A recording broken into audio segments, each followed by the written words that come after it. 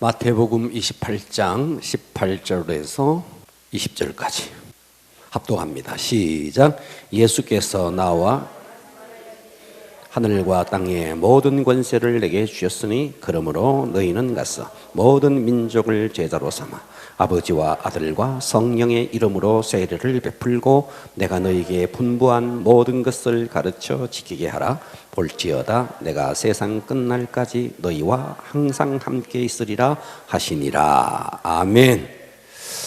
네, 우리 지난주에 요한의 세례에 대해서 살펴봤습니다. 기억하십니까? 자, 요한의 세례가 어디로부터 시작됐느냐? 하나님으로부터 시작됐다. 요한 개인에 의해서 세례가 된 것이 아니다. 그리고 요한이 세례를 준 목적이 뭐냐? 회개를 시키기 위해서 주셨다. 이 말씀을 드렸습니다. 자, 그래서 회개라는 것은 이런 겁니다. 예수님이 오시기 전에 하나님이 세례 요한을 보내서 회개의 세례를 베푸니까 예수님이 초림했던 겁니다. 말세에 세례 요한과 동일한 영성을 가진 주의 종들에 의해서 회개를 외치게 될 겁니다. 그리할 때 주님이 재림해 오신다. 회개가 돼야 된다.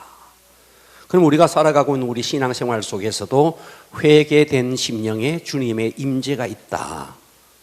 할렐루야. 예. 주님의 임재가 너무 멀리 느껴집니까? 그래서 우리가 주님이 올 수 있도록 깨끗하게 회개를 해야 된다. 자, 지난 시간에는 그렇게 말씀했고요. 자, 오늘은 주님의 명령으로서의 제자들의 세례에 대해서 두 번째 시간이 될 겁니다.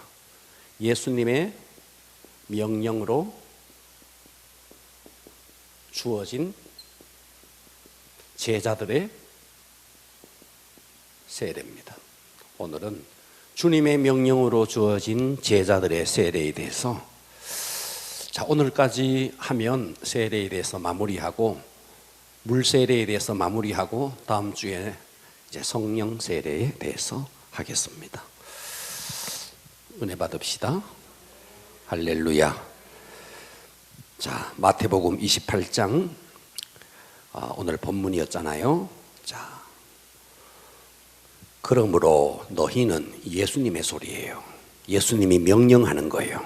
가서 모든 민족으로 제자 삼아 아버지와 아들과 성령의 이름으로 세례를 베풀고. 자, 예수님이 세례를 명했고, 아멘.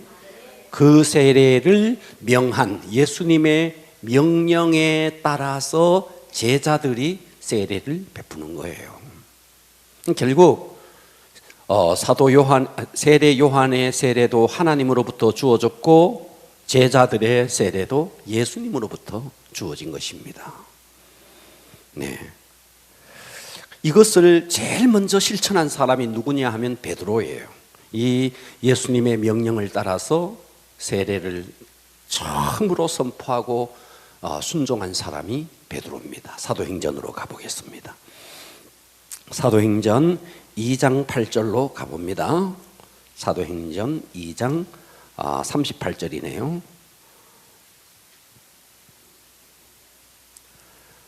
자, 사도행전 2장 38절에 보면, 자, 그 이전에는 베드로의 오순절 마가의 다락방에서의 설교예요, 설교.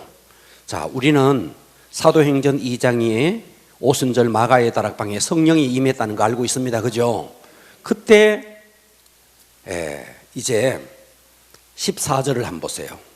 베드로가 11사도와 함께 소리를 높여 이르되 유대인들과 예루살렘에 사는 모든 사람들아, 이 일을 너희로 일하게 하신 것이니 내 말의 귀를 기울여라 하면서 베드로의 설교가 시작되는 겁니다.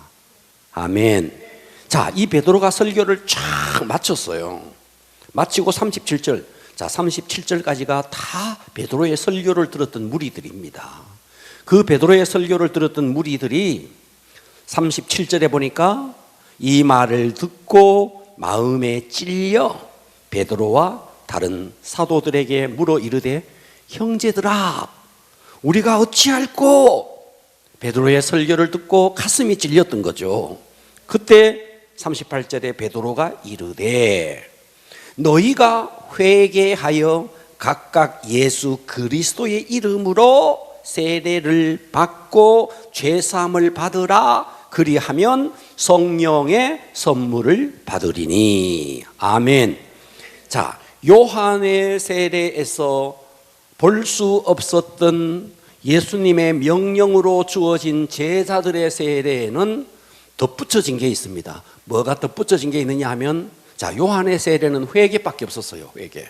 그런데 제자들의 세례에 와서는 뭐가 더 있느냐 하면 믿고 구원을 받으라. 그리고 두 번째, 그리하면 성령을 선물로 주실 거다. 회개에서 더 나가서 구원과 성령에 대해서, 성령 세례에 대해서 더 언급하고 있는 겁니다. 자, 38절을 다시 봐봐요.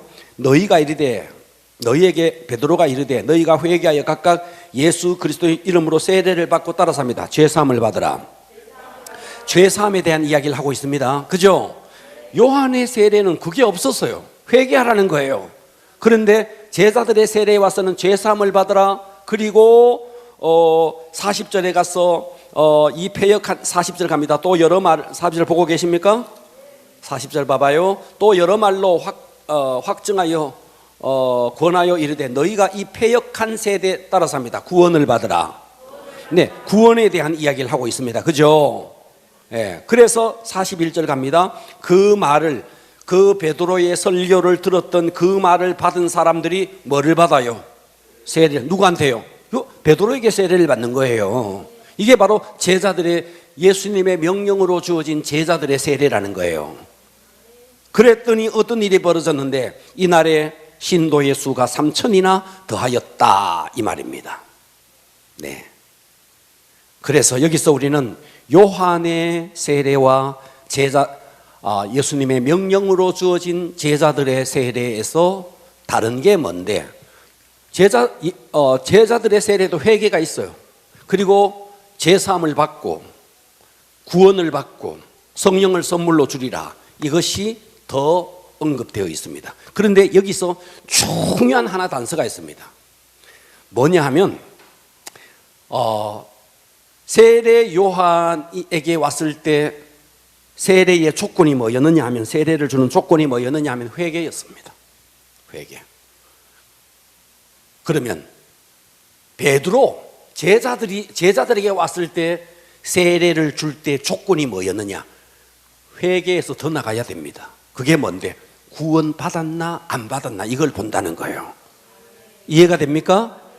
그러니까 세례 요한에게는 회개만 하면 그가 구원 받았든지 안 받았든지 그냥 세례를 베푸는 거예요.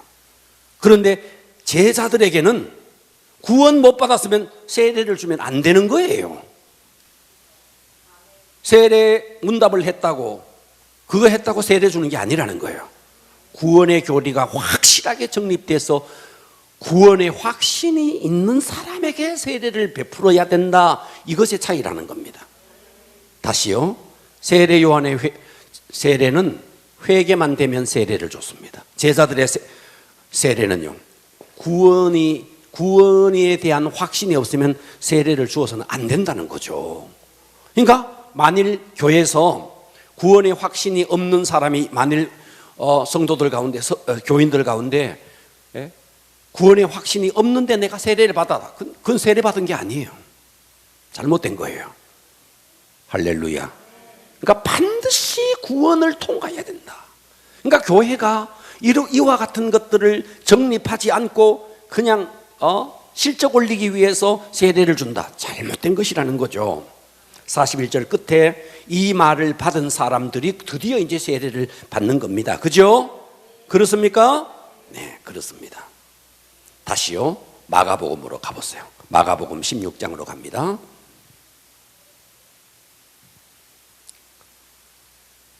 마가복음 16장 15절을 보세요.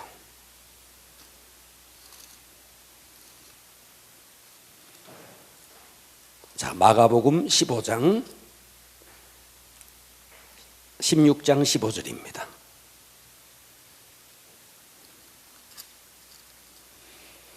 또 이르시되, 보고 계십니까? 너희는 온 천하에 다니며 만민에게 복음을 전파하라. 봐봐요. 믿고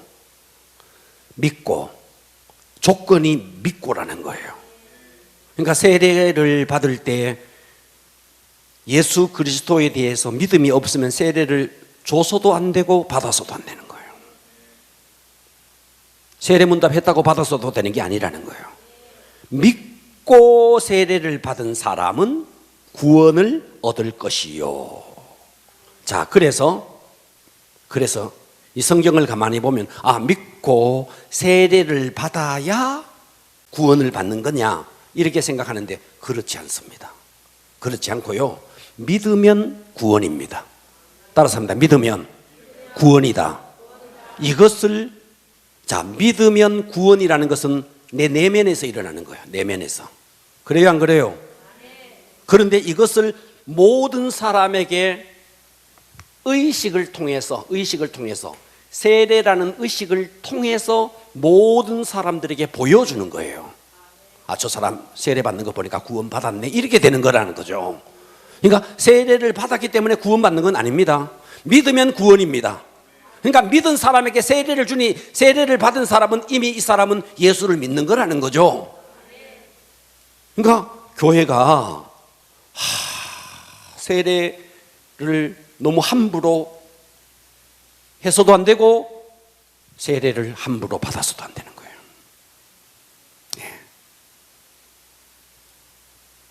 회개를 통과하고 예수 그리스도에 대한 확실한 믿음을 가진 이런 사람이 세례를 받아야 된다, 그 말을 하는 것이죠.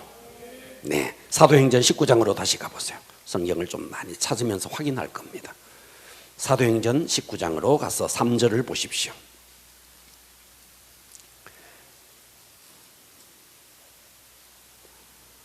바울이 이르되, 보고 계십니까? 그러면 너희가, 여기에 바울이 에베소 교회를 간 거예요. 이 에베소 교회는 누가 있었느냐 하면 아볼로가 목회하던 교회예요. 이 교회에 바울이 갔던 겁니다.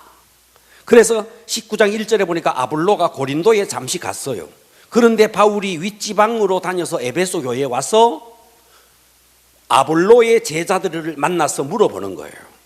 2절, 이르되 너희가 믿을 때 성령을 받았느냐? 이르되 아니라 우리는 성령이 계심도 알지 못하였노라. 바울이 이르되 그러면 너희가 무슨 세례를 받았느냐? 대답하되 요한의 세례로다. 요한의 세례로다. 요한의 세례는 회개의 세례라는 거죠.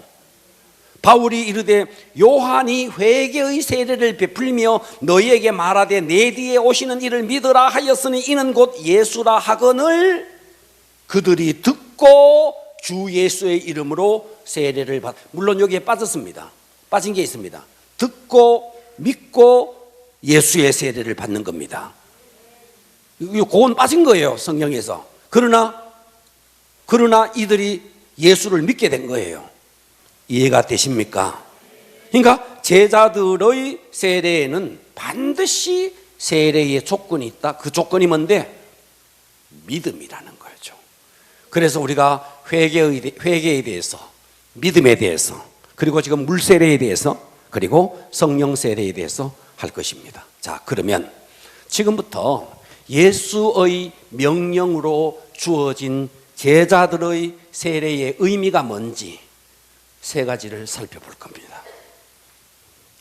예수의 명령으로 주어진 제자들의 세례는 어떤 의미가 있느냐? 첫째, 죄 씻음의 의미가 있습니다. 오늘 잘 듣기를 바라요. 죄 씻음의 의미가 있습니다. 성경을 찾아보겠습니다. 사도행전 22장 16절 가겠습니다. 사도행전 22장 16절입니다. 우리가 이때까지 잘 몰랐으면 오늘 이 말씀을 듣고 우리의 신앙생활에 적용하기를 바랍니다. 자, 22장 16절에 보니까 찾으셨습니까? 네.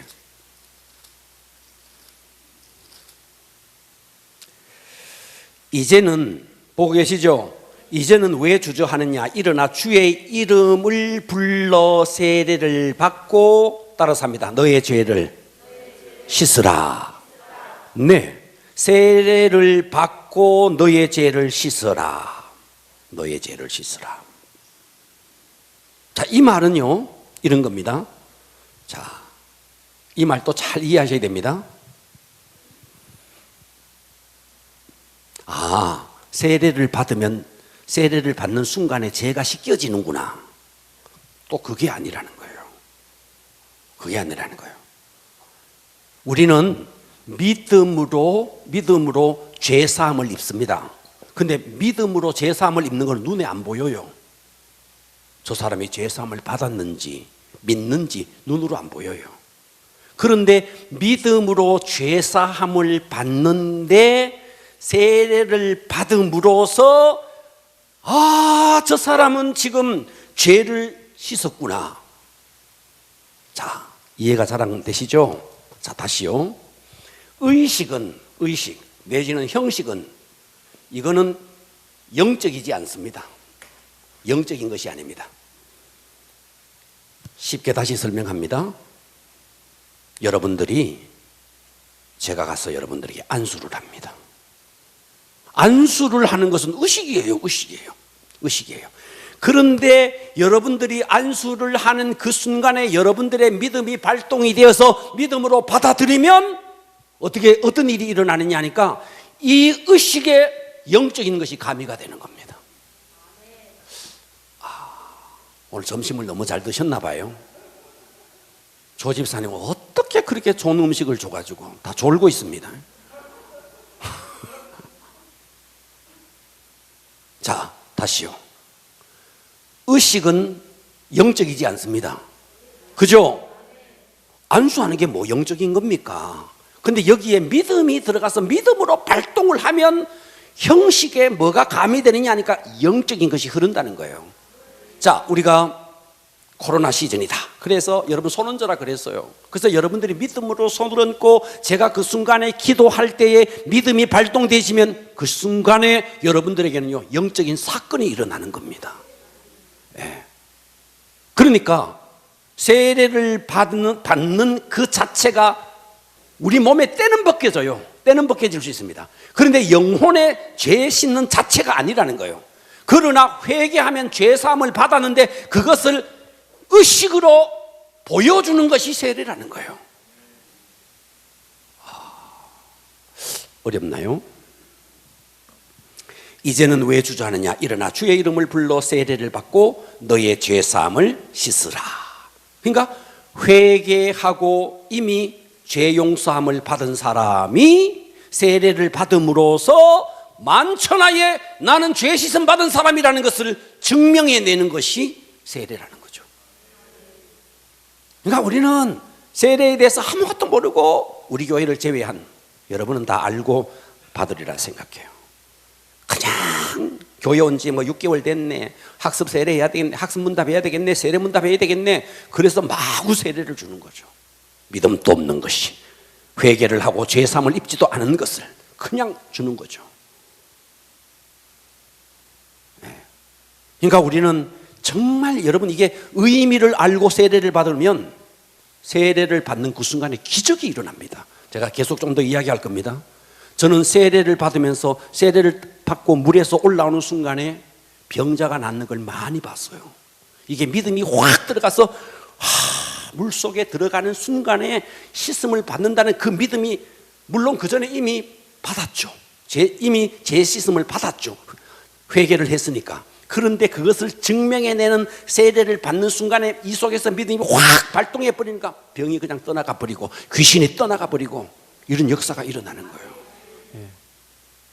그러니까 우리는 세례를 받을 때 진짜 필요한 게 뭐냐면 믿음입니다. 믿음으로 이걸 받아내라는 것이죠. 디도서로 가보십시오. 디도서 3장 5절입니다. 디도서 3장 5절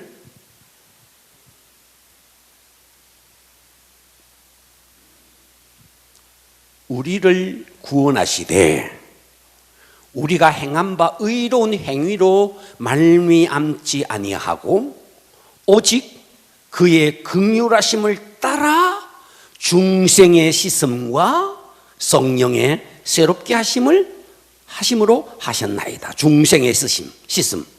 중생은 거듭났다는 말입니다. 그러니까 죄로부터 씻었다는, 중생의 씻음이라는 말은 예수를 믿고 거듭나서 죄로부터 씻겨졌다는 말이죠. 우리가 몸을 뜨거운 물에 팍 비누칠을 내가지고 때를 벗겨내듯이 예수 그리스도의 십자가의 보혈을 의지하면서 믿음으로 여러분들이 회개하는 순간에 이미 여러분 속에 있는 죄가 주의 보혈로 씻겨지는 겁니다. 이것은 여러분 개인에게 일어나는 내면적인 것입니다. 그런데 이것을 세례를 받는 그 순간에 나와 지켜보는 모든 사람들에게 이것이 증명되지는 거죠. 그런데 이것이 믿음이 발동하는 순간에, 그 순간은 여러분들이 믿음으로 세례를 받으면 세례 자체가 황홀한 겁니다. 황홀한 겁니다. 그러니까 남녀가 한 남자와 한 여자가 있어요. 둘이가 사랑해요. 계속 사랑해요. 어제도 정음이가 있었네. 다윤이가 있었네. 저거 둘이 아무리 사랑해도요, 주례자가 선포 안 하면 이건 부부가 아닙니다. 보이프렌드입니다.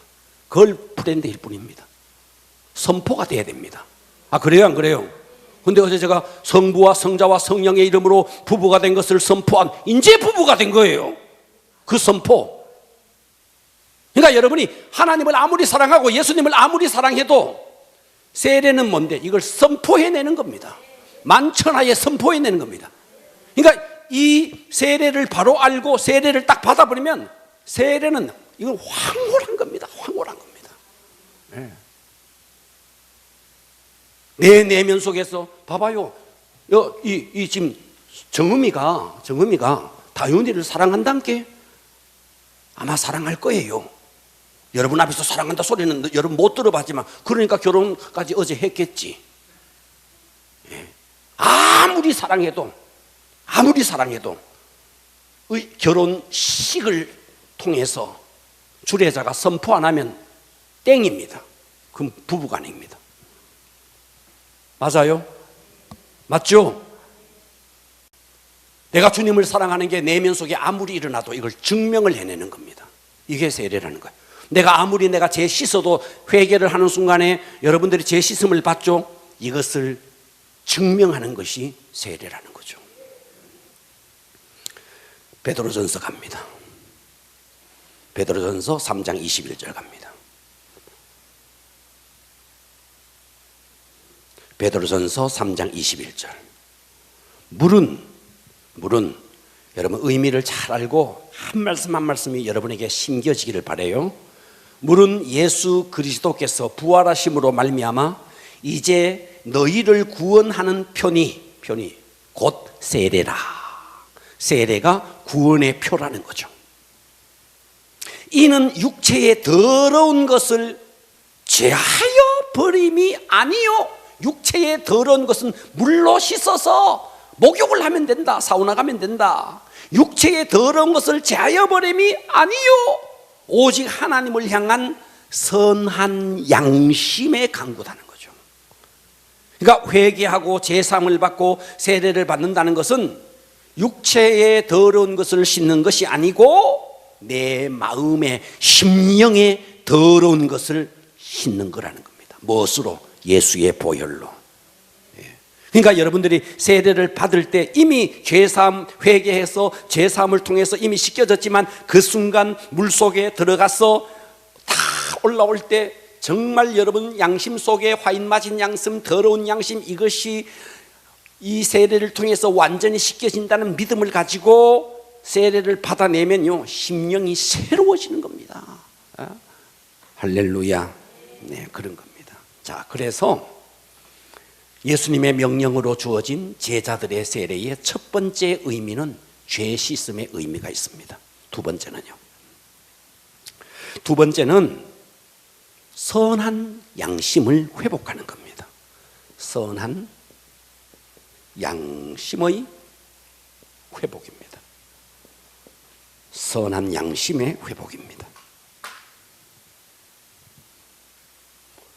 그래서 여러분들이 이 믿음이 발동돼서 세례를 받으면 세례를 받기 전의 어제와 세례를 받은 오늘이 달라지는 겁니다. 양심이 이 양심이 선한 양심을 회복하면요 어떻게 되느냐, 저절로 이 선한 양심은 저절로 하나님을 찾게 되고 저절로 예배를 찾게 되고 저절로 말씀을 보게 되고 양심이 회복이 일어나면 저절로 되어지는 겁니다. 자, 여러분 신기한 게요, 송아지가 말이죠, 어미 뱃속에서 탁 태어나면요 1시간, 2시간 있으면요 자기 힘으로 일어나요. 그리고 그놈은요 저절로 어디에 있나 싶어가지고 젖꼭지 찾아가요. 여기도 쑤셔보고 저기도 쑤셔보고 신기하게 어미의 젖꼭지를 찾아냅니다. 아, 그래요? 그 왜 그랬는지 아십니까? 하나님께서 그 송아지 속에 뭐를 줬느냐 하니까요, 본능을 준 거예요. 본능. 아멘. 이 본능이 있는 거예요. 본능이 있으니까 그게 가르쳐, 야 엄마 저드냐 이렇게 찾는 거야. 일단 일어나. 그래가지고 앞으로 가면 안 돼, 뒤로 가야 돼. 누가 가르쳐 줬나요? 아무도 안 가르쳐줘도 그 속에 있는 본능이 그걸 찾아내는 겁니다.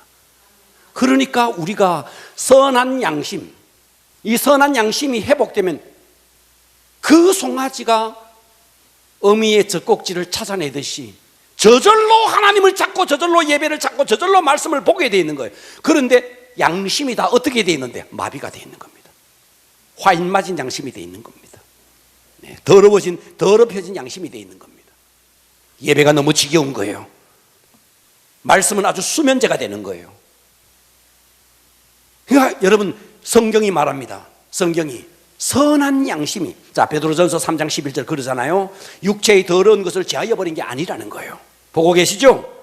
세례를 받는 것은 육체의 더러운 것을 제하여 버림이 아니요 하나님을 향한 선한 양심, 선한 양심. 보고 계시죠?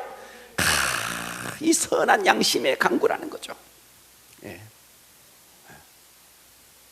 그래서 여러분 제대로만 회개를 그 세례를 받고 나면요 양심이 부드러워지게 되어 있는 겁니다. 죄에 대해서 민감하게 되죠.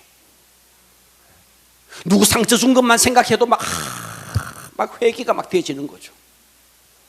그런데 양심이 화인 맞아 버리면요 온갖 죄를 짓고도 양심이 하나도 찔림이 없는 거예요. 여러분 지금 코로나 시즌에 예배를 말이죠, 참 교회마다 예배가 무너져 가고 있어요. 지금 목사님들이 말이죠, 저 어제 한 목사님의 통화를 통해서 이런 이야기를 하더라고요. 목사님, 요새는 성도들에게 교회 나오라 그래도 안 나옵니다. 집에서 예배 드릴게요 이런다는 거예요. 집에서 예배 드릴게요. 왜? 그러니까 목사님이 할 말도 없는 거예요. 이때까지 집에서 예배 드리라 그랬으니까. 사탄이 대포를 쏜 겁니다. 진짜 대포를 쏜 겁니다. 여러분 이 자리에서 예배를 드리는 것과 집에서 예배 드리는 것이 같을까요? 여러분 집에서 여기까지 와서 예배를 드리려면 일단 씻어야죠. 옷 입어야죠. 오는 거리에 차를 타고 와야죠. 혹은 걸어서 와야죠. 여러분 아십니까? 그 모든 것이 예배입니다. 그런데 집에서 예배 드리면요 씻지도 안 하고 그냥 앉아서 들이다 칵 쏟아버리고, 그 예배입니까? 이제 휴대폰 가지고 들고 있다가요 떨어뜨려 버립니다. 그 예배입니까? 그리고 예배 드렸다는 거죠. 그러면 어떻게 되는가? 그게 예배가 아니라는 말이 아닙니다. 마귀가 대포를 쏜 겁니다. 대포를. 그러니까 이제는, 처음에는 여러분 교회에 나와서 예배를 드려야만이 예배 드린 줄 알았어요. 이제 이런 것들이 계속 이제 코로나 때문에 집에서 예배 드리고 비대면 예배 드리고 이러다 보니까 어떤데 예배 드리지 않고 다른 데 가도 양심이 아무렇지도 않아져 버린 거예요. 양심이 더럽혀져 가고 있습니다. 여러분 우리가 코로나가 터지기 전에 여러분, 주일날 교회에 와서 예배 안 드리는 것은 믿음이 있는 사람은 상상이 안 되는 일이지 않습니까? 솔직히 저는 그래요. 교회 와서 예배 안 드리는 상상이 안 돼요. 근데 지금은 너무나 일상이 되어버린 거죠. 11시 59분까지 설거지하고 있는 거죠. 아니 10시 59분까지 11시내 찬양 안에 앉자 해가지고 앉았다고. 눕자, 자자. 네, 그런 거예요. 그러나 선한 양심은 그렇지 않습니다. 그래서 우리가 세례라는 것은 선한 양심의 회복이다. 성경이 그렇게 말하잖아요. 네, 여러분 이거 회복해야 됩니다. 승리하기를 바랍니다. 그래서 물세례를 통해서 죄를 씻고 양심의 선한 양심을 회복하고. 네. 세 번째입니다.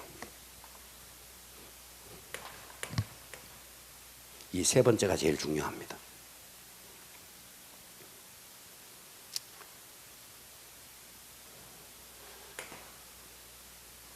선한 양심, 그러니까 제가 이 부분에서 생각나는 게 있는데요.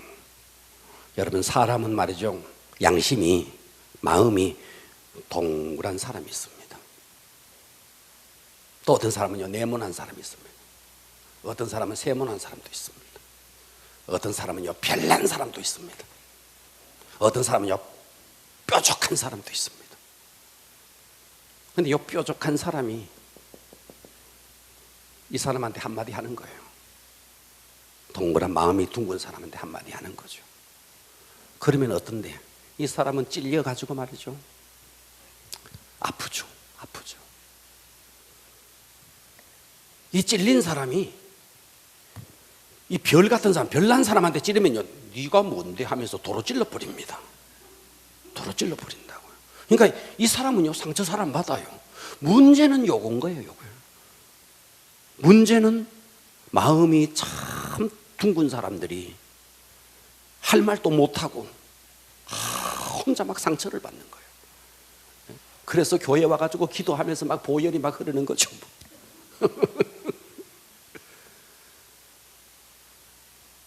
저는 이래 보면요,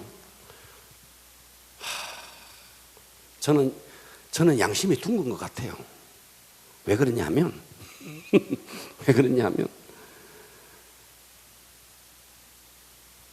제가 한 말에 성도들이 상처받은 것에 대해서 상처받을까 하는 것에 대한 민감함이 있습니다. 가만 상처받지 않게 해야 되겠다는 마음을 늘 가져요. 그런데 설교를 하다 보면 막 톤이 막 올라가죠. 부드럽게 해야지 하는데 막 올라가죠. 그러면 막 저 뒤에 있는 성도들이 막 인상 막 쓰죠. 제 눈에 다 보이는 거죠.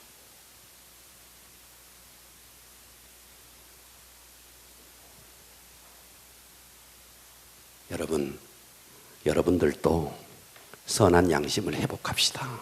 하나님 앞에 양심 회복합시다. 저절로 말씀을 찾고 저절로 예배를 찾고, 상처 줬으면요, 민감해서 상처 준 것에 대해서 회개가 일어나야 됩니다. 근데 상처 준 사람은 잊어버리고 있는 거예요. 상처받은 사람은 아파가지고 신음하고 고통하고 있는데, 내가 언제 그랬냐는 거예요. 양심이 다 문제가 있는 겁니다. 민감해야 됩니다. 상처 준 게 있으면요, 사과하시고 미안하다 하시고 풀어내야 됩니다. 제가 오늘 낮 예배 때도 말했지만요, 정말 여러분들이 좋은 것은요, 내가 받은 것은 잊지 말고 준 것은 잊어버려야 됩니다. 근데 사람들은 받은 것은 다 잊어버리고 준 것만 기억하고 있는 거예요. 저 사람한테 옛날에 저거 해줬는데, 받은 사람 다 잊어버리고 있는 거예요. 만일 우리가 어떤 사람을 볼 때, 저 사람이 내한테 옛날에 이만큼 해줬는데, 저는 제 방에 넥타이가 많습니다. 이 넥타이 누가 사줬는지 저 다 압니다. 멜 때마다 기도해 줍니다. 감동도 안 받네. 우리 성도들이 와 있어서 사준 거 있습니다. 입을 때마다 그 사람 생각합니다. 그리고 한마디라도 기도해 줍니다. 이 분위기는 뭔가요? 사오라는 말은 아닙니다. 근데 저는 누가 내게 베풀어 준 것에 대해서 진짜 기억합니다. 제가 이런 경우가 있었어요. 이번에 코로나 시즌이고 이래서 많이 이렇게 우리 교회가 그래도 도와주고 이렇게 했습니다. 교회적으로도 도와줬지만 저도 또 개인적으로도 많이 이렇게 도와드렸습니다. 그런데 어떤 분들은요, 감사하다고 문자하고 이런 사람도 있었고, 그런데 어떤 사람은 아무런 것도 없는 경우도 있었습니다. 그런 경우들이 있었어요.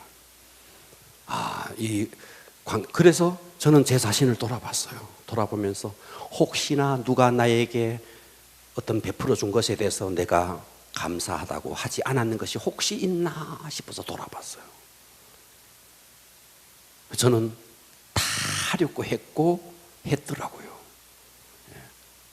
누가 뭘 사다 주면요, 사진 찍어가지고 보내줍니다. 그리고 잘 먹겠다고, 그리고 기도해 주겠다고. 근데 제가 이래 해보니까요, 아무런 것도 안 하신 분들이 있더라고요. 그때 내가 느껴지는 게 있었어요. 다음에 내가 할 일이 있으면 이 사람은 제외해야 되겠네 싶더라고요. 듣고 계시죠? 에? 양심이 살아서 우리는 좋은 것만 기억하자고요. 베풀어 준 거 기억하고 기도해 주고, 준 것은 잊어버리고. 자, 세 번째 갑니다. 세 번째는요, 옛사람을 장사 지내고 부활의 새 생명으로 사는 겁니다. 옛사람을, 이거는 제가 많이 했습니다.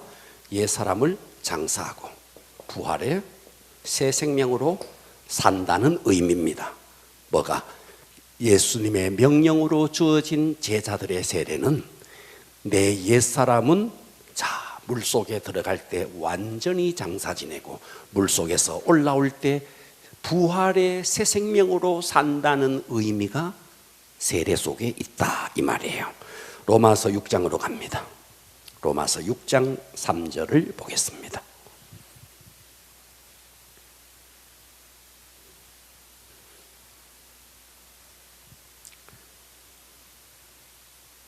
무릇 그리스도 예수와 합하여, 보고 계십니까?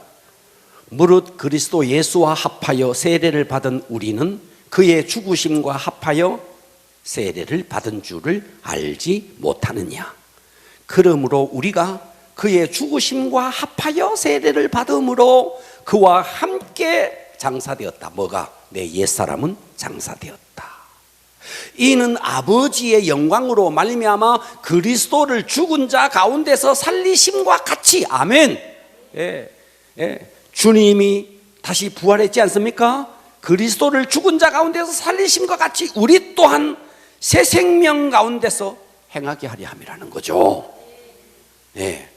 그러니까 세례의 세 번째 의미는요, 물속에 들어가면서 나의 옛사람을 완전히 장사 지내고 물속에서 올라올 때 부활의 새 생명으로 산다, 이 의미가 있다는 거죠. 골로새서로 가보세요.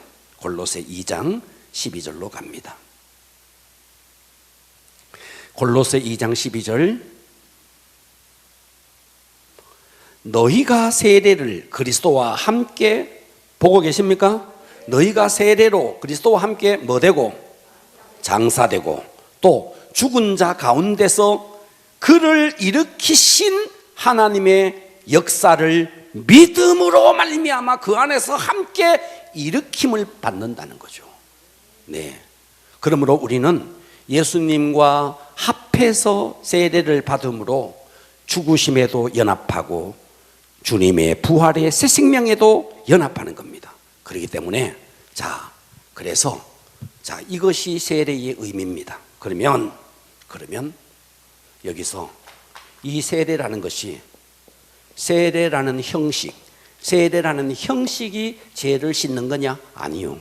세례라는 형식이 선한 양심을 가지게 하는 거냐? 아니요. 세례라는 형식이 옛사람이 장사 지내고 부활의 새 생명으로 사는 거냐? 아니요. 뭐요? 믿음으로 세례를 받으면 이 믿음은 내면에서 일어나는 것이고 이것을 증명해내는 것이 세례다 이 말이에요. 할렐루야. 그래서 여러분들이 세례를 받을 때 여러분 다 세례를 받았지만 세례를 받을 때 정말 믿음이 이 속에서 믿음으로 이 세례를 받아내면 이것이 그대로 여러분의 삶 속에, 여러분의 신앙생활 속에 그대로 임하는 것입니다. 그래서 의식은 영적인 것이 아니지만 믿음이 딱 발동하는 순간에, 의식이라는 세례를 하는 순간에 이와 같은 영적인 일들이 일어나는 겁니다. 안수라는 것은 의식이지만 믿음이 발동하는 순간에 병이 떠나가 버리고 악한 귀신이 떠나가 버린 것처럼 예수님이 말이죠, 죽은 자를 살려내고 그랬던 것처럼 손을 얹는 순간에, 믿음이 발동되는 순간에 이와 같은 역사가 실제로 일어나는 거예요. 이게 세례라는 것입니다. 그러니까 우리가 세례의 의미를 알고 하자 이 말이에요. 그래서 저는요, 뭐 개인적인 겁니다. 세례를 한 번 받아야 되나 두 번 물론 세례를 한 번 받죠. 뭐 두 번 받습니까? 근데 저는요, 이런 믿음이 물론 세례의 의미는 알고 받았지만 그런데 이게 막 더 이 속에서 막 새로워지니까 세례를 막 또 받고 싶더라고요. 그래서 지금으로부터 한 10년도 좀 더 전인 것 같기도 한데요, 어느 세미나에 가가지고 세례 다시 받았어요. 제가 그래서 이 믿음을 가지고 물속에 들어갔다가 믿음으로 올라오는데, 그래서 요단강에 말이죠, 그 성지순례 가면 예수님의 세례를 받은 그 요단강에 세례터가 있습니다. 그 성지순례 오시는 분들은요 다 거기 들어가 세례 받아요. 그 예수님이 직접 요단강에서 세례 받은 곳이다 해서 막 거기 누가 주는 사람도 없으니까 자기 혼자 들어갔다 나왔답니다. 이렇게 자기 세례 그러면서 막 뭐 믿음으로 하는지는 모르겠지만 그렇습니다. 그러니까 물 세례를 받았기 때문에 이게 나타나는 건 아닙니다. 믿고 세례를 받아야 돼. 이것이 중요하다는 거예요. 만일 이것이 없는 상태에서, 믿음이 없는 상태에서 그냥 세례 받으면 아무것도 없습니다. 이걸 아셔야 됩니다. 중요한 것은 믿음이다. 할렐루야. 그래서 여러분들이 믿고 순종하면, 그래서 이런 세례를 받게 되면 여러분에게 있는 죄가 다 씻겨지고 양심이 보들보들해지고 옛사람은 죽고 여러분들이 부활의 새 생명으로 날마다, 그러니까 어때요? 예배 자체가 막 싱그러운 거죠. 막 열정적인, 여러분 예배는 말이죠, 여러분들이 세례 하나만 제대로 믿음으로 세례를 받아내도요, 예배는요 폭발하는 겁니다. 이 심령이 막 꿈틀거리는 겁니다. 그런데 뭐 세례의 의미도 모르고 그냥 물에 들어갔다 나오고 뭐 물띠 끼고 세례를 받고 뭐 그러니까 어때요? 예배를 드리면 예배가 지루하고 막 그런 것이죠. 그래서 세례는 실제입니다. 실제. 아멘. 신앙생활은 실제가 돼야 되는 것입니다. 내면에서 일어나는 것이 의식을 통해서 함으로 말미암아 이게 실제가, 다시 말해서 아무리 남녀가 사랑해도 말이죠, 의식, 결혼식이라는 의식은 누가 무시할 수 있습니까? 결혼식의 의식을 누가 무시할 수 있어요? 그 형식이지.